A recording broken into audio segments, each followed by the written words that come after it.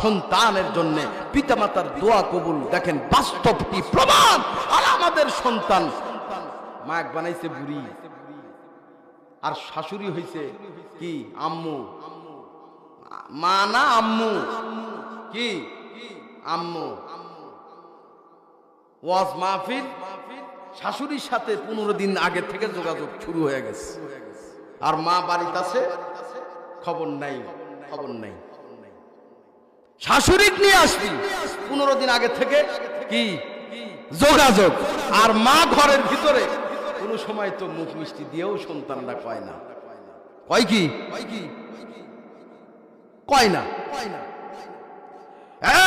বাবাজি সামনে পড়ে আছে সোনা, কানা চোখে দেখে না, মাটি ভাবে লাথি মারে হাতে তুলে নেয় না, কানার ভাগ্যে ধন মেলে না ভাই। আওয়াজ হলো না কিন্তু লোকজন তো নাই।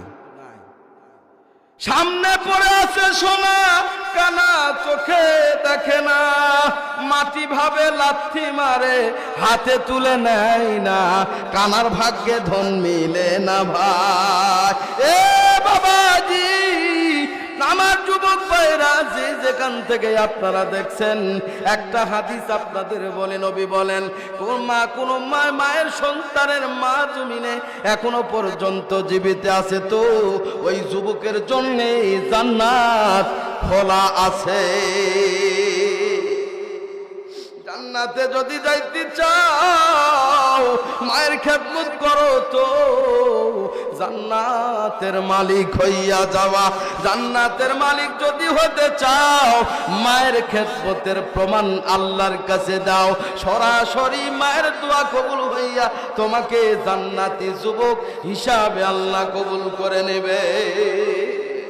মায়ের দোয়া ছাড়া জান্নাত পাওয়া